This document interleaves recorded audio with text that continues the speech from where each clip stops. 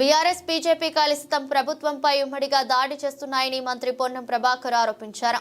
సిద్దిపేట జిల్లా హుస్నాబాద్ లో ఏర్పాటు చేసిన మీడియా సమావేశంలో మంత్రి మాట్లాడారు.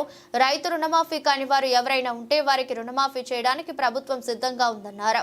ప్రజా ప్రభుత్వం ఏర్పడ్డ సంవత్సరంలోపే 50,000కు పైగా ఉద్యోగాలు ఇచ్చామన్నారు. ఇవన్నీ కూడా ఎట్లా చేస్తారంటే వీళ్ళు ఇన్ని రకాల వ్యవహారాలకు సంబంధించి మాట్లాడేటోళ్ళు వీళ్ళు కూడా మా మీద మాట్లాడితే అందుకే మళ్ళొక్కసారి తెలంగాణ ప్రజలకు చెప్తాను, రాష్ట్రంలో ఉన్నటువంటి ఆర్థిక పరిస్థితుల దృష్ట్యా మేము ప్రజలకు ఇచ్చిన ప్రతి మాట నెరవేర్చుకుంటూనే వాళ్ళు అడుగుతున్నారు. ముందు తెలియదా ఆర్థిక పరిస్థితి అని. ఆర్థిక పరిస్థితిపై అనేక సందర్భాల్లో ఈ ప్రభుత్వం శ్వేతపత్రం అడిగింది. ప్రతిపక్షంలో ఆనాడున్న కేసీఆర్ గారి ముఖ్యమంత్రి నాయకత్వంలో ఉన్న పార్టీని తప్పకుండా శ్వేతపత్రాలు అడిగితే ఎన్నడూ ఆర్థిక పరిస్థితి చెప్పలే. దుర్వినియోగమైంది, సరి అయినటువంటి ఆర్థిక క్రమశిక్షణ లేక అట్టహాసాలకు పోయినరు. పైన పటారం లోన లొటారం అని అనేక సందర్భాల్లో చెప్పినాము. ఇవాళ వచ్చి సూచనప్పటికి ఉన్నటువంటి వాస్తవాన్ని వెంటనే శాసనసభ వేదికగా తెలంగాణ ప్రజలకు చెప్పినాము. ఇది గ్రామాన తెలుసు. అయినప్పటికీ ఏ పని కూడా ఆగకుండా ఉండాలని అన్ని రకాల కార్యక్రమాలు చేస్తుంది మా ప్రభుత్వము.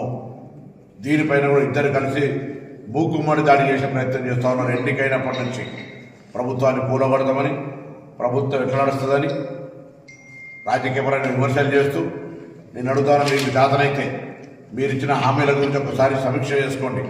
మేము చర్చకు సిద్ధం. ఇన్ని రకాల కార్యక్రమాలు జరిగితే ప్రశంసించాల్సింది పోయి ఇద్దరు కలిసి ప్రభుత్వాన్ని అస్థిరపరచడానికి, ప్రభుత్వాన్ని బ్లేమ్ చేయడానికి, బదనాం చేయడానికి ప్రయత్నం జరుగుతూ ఉంది. ప్రజలను అర్థం చేసుకోండి. తెలంగాణ ప్రభుత్వం యొక్క పనితీరును రేపు ఇంట్లో ఈ ప్రక్రియ ఇండ్లకు సంబంధించి కూడా సెలక్షన్ ప్రాసెస్ జరుగుతోంది. గల్ఫ్ బాధితులకు చనిపోతే మొట్టమొదటిసారి పాలసీ చేసి చనిపోయిన కుటుంబాలకు 5 లక్షల రూపాయలు ఇస్తా ఉన్నాం. ఇన్ని రకాల కార్యక్రమాలు జరుగుతూ ఉంటుంటే ఇలా వీళ్ళు మాట్లాడుతూ ఉన్నటువంటి పరిస్థితి. సో అందుకే మేము ఒకటే ఒక మాట చెప్తా ఉన్నాం, పక్షపాత ప్రభుత్వమే. ఇలా రైతులకు 12,000 ఇవ్వడం బీజేపీ పార్టీకి ఇష్టం లేదా? బీజేపీ పార్టీకి ఇష్టం లేదా అని అడుగుతాం. మేము మాట తప్పినామా మాట తప్పలేదా ప్రజలు నిర్ణయిస్తారు.